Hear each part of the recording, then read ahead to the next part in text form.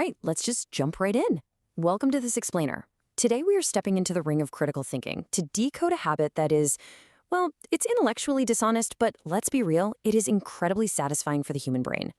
We're going to examine exactly why your debate strategies might be failing out in the real world, and we'll break down the exact psychological framework used by actual world debate champions.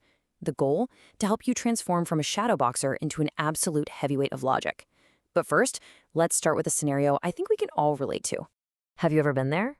Picture this. You're pacing around your living room, or maybe you're just driving alone in your car, and you are just completely destroying an imaginary opponent.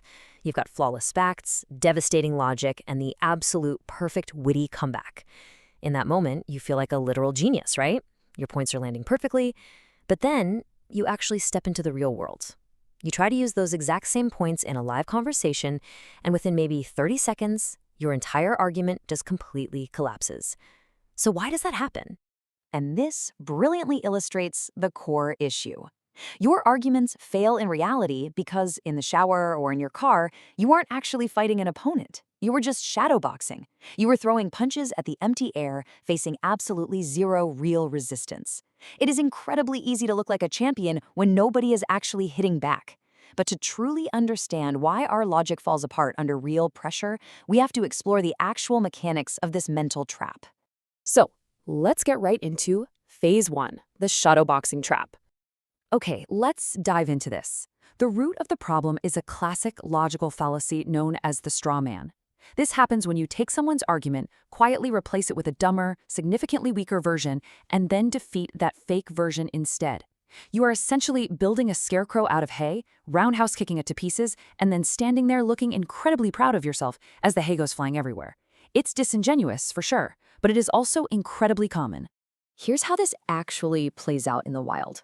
Let's say your opponent makes a really measured point, arguing that freedom of speech is generally a good foundational principle in a liberal society. A disingenuous debater won't actually address the nuance of that position. Instead, they'll just throw out a ridiculous exaggeration. They'll say, "Oh, so what you're saying is we should be able to shout bomb in a crowded airport?" Notice what happened there?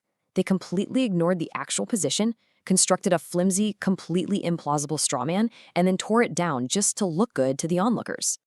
Let me ask you a direct and, honestly, maybe slightly embarrassing question.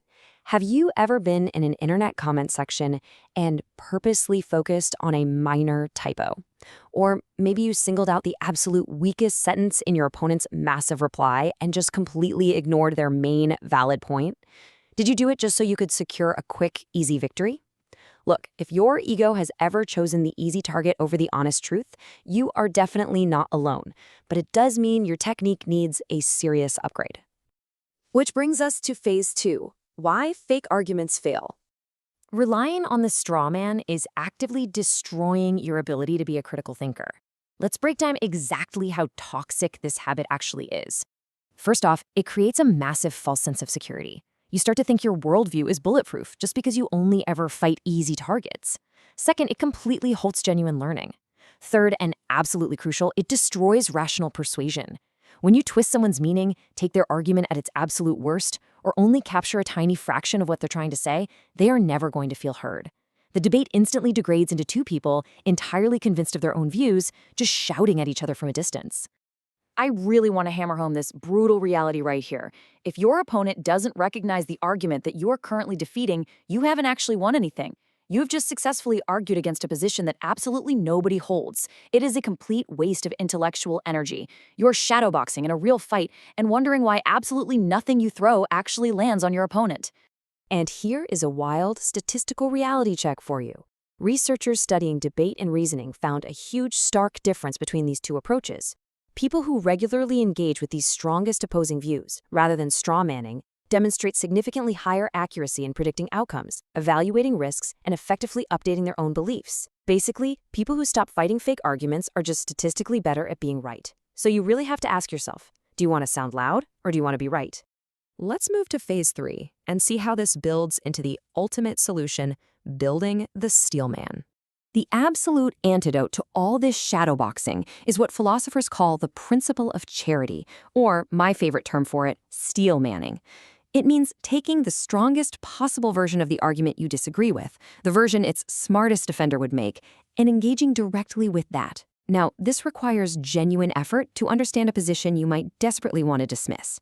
It's like pouring molten metal over that flimsy hay scarecrow and turning it into an intimidating solid steel robot before you even try to fight it. So, how do we actually pull this off? We use the three-part fortress framework, created by two-time world debate champion Bo Sale. Step 1 is listen to disarm. To be heard, you first have to listen. You must understand the opposition's argument exactly as they understand it. No twisting, no looking for cheap loopholes.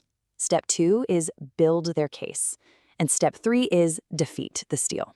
We really need to focus on step 2 here because this is where the real magic happens. Step 2 is, well, it's deeply uncomfortable, to be honest. You must genuinely describe your opponent's beliefs in the strongest possible terms. In fact, your goal is to build up the other side's case so that it is even better and stronger than where they currently have it. You don't get to attack until you have constructed the ultimate, most flawless version of their argument. Now, what's really interesting about this is the brutal, beautiful logic behind attacking an argument only after building it up. Think about these two potential outcomes. Outcome A, if you can defeat the steel man, you know for a fact you've genuinely defeated the real argument. Your logic is truly superior. Outcome B, the steel man is so strong that you were forced to update your own position. Here is the crucial takeaway.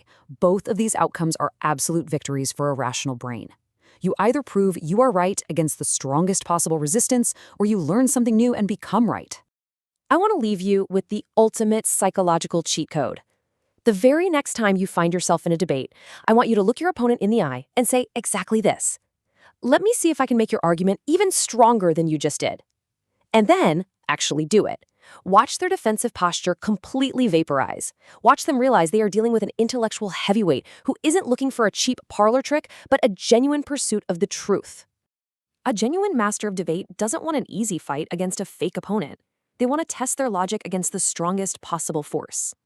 When you take the time to build up the other side, you challenge them to go even further, and honestly, the entire conversation becomes vastly better. So what do you say? Are you ready to stop shadowboxing and finally step into the real ring? Take this framework, test your mind against the steel man, and let's see just how strong your logic really is. Thanks so much for joining me for this explainer. Stay sharp and never stop learning.